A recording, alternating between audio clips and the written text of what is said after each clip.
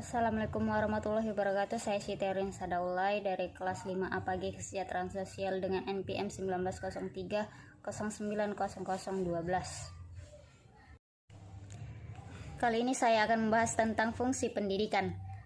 Di Indonesia, kata pendidikan itu kerap dihubungkan dengan etimologi yang berasal dari bahasa Latin, yaitu ducere yang bermakna menuntun, mengarahkan atau memimpin, dan awalan e berarti keluar. Dengan begitu, pendidikan berarti kegiatan menuntun keluar, karena itu setiap pengalaman yang memiliki efek formatif pada cara orang berpikir, merasa, atau tindakan dapat dianggap sebagai pendidikan.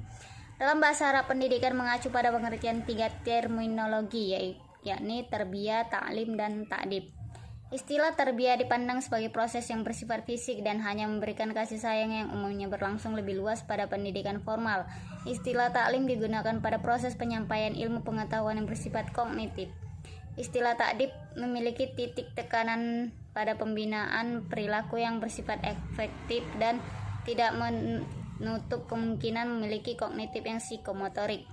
Pendidikan adalah proses pewarisan bekal hidup untuk bertahan dan bertumbuh dari satu generasi ke generasi berikutnya yang dapat meliputi nilai dan pengetahuan, keterampilan, kebiasaan. Selain berlangsung melalui pembiasaan, pengajaran, dan pelatihan di bawah bimbingan orang lain, proses pembelajaran juga berlangsung dalam bentuk-bentuk alamiah lainnya seperti otodidak. Fungsi nyata manifest pendidikan: mempersiapkan anggota masyarakat mencari nafkah, mengembangkan bakat seseorang demi kepuasan pribadi dan bagi kepentingan masyarakat, melestarikan kebudayaan, menanamkan keterampilan yang perlu bagi partisipasi dalam demokrasi.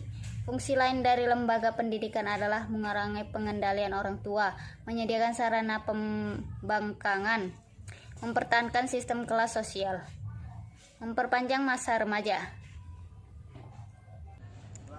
Pendidikan dan ekonomi. Tingkat pendidikan yang tinggi sangat penting untuk dapat mencapai tingkat pertumbuhan ekonomi yang tinggi, katanya. Analisis empiris cenderung mendukung prediksi teoritis bahwa negara miskin harus tumbuh lebih cepat dari negara kaya karena mereka dapat mengadopsi teknologi yang sudah dicoba dan diuji oleh negara-negara kaya. Jalur pendidikan adalah wahana yang dilalui peserta didik untuk mengembangkan potensi diri dalam suatu proses pendidikan yang sesuai dengan tujuan pendidikan.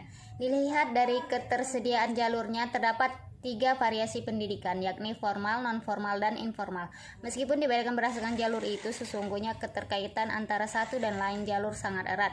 Ketiganya saling melengkapi kekurangan.